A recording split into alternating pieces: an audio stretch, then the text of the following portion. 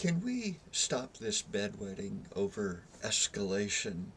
Look, Russia, whether Tsarist or Soviet, has always been imperial. They have always had designs on conquering their neighbors and bringing them into the Russian fold. Even the Soviet Union was really an extension of Russian imperialism. It was always run by Moscow, always Russian heart and soul. Now, for example, when Stalin determined to invade Poland in 1939, he was not provoked into invading Poland. He was cooperating with Hitler because in 1939 Stalin and Hitler were in a relationship. And so Stalin alleged that the fall of the government in Poland made military intervention necessary to bring about stability in Poland. Now that he was primarily responsible for the fall of that government, well, Hitler was too, never seemed to enter into his reasoning, at least not into his excuse. So what's the point?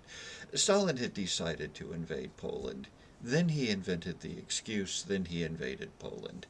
So today, Russia does not need an excuse. Russia does not sit around waiting for provocation. Now, they play the victim card as an excuse, similar to what Stalin did in Poland, saying, oh no, if we don't strike first, NATO's going to attack us, so we've got to attack Ukraine.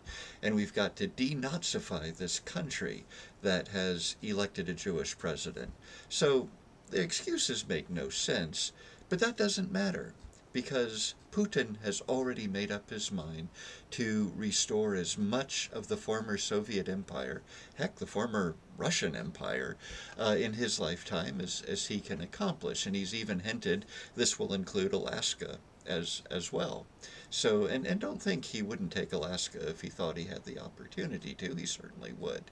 Now, the reason I mention this is because in the West there's all this hand wringing over, oh no, we don't want to provoke Russia because we're afraid of escalation.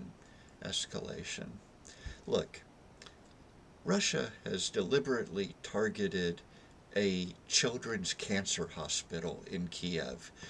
Russia's missiles have invaded and sometimes exploded in the airspace of NATO countries.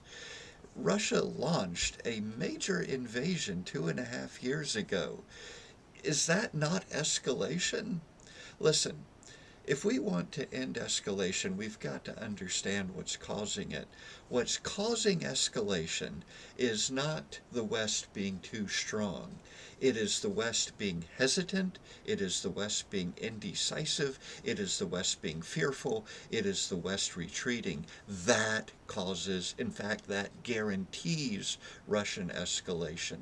The only thing that's going to stop escalation is when Putin has to pay such a price that his regime is threatened.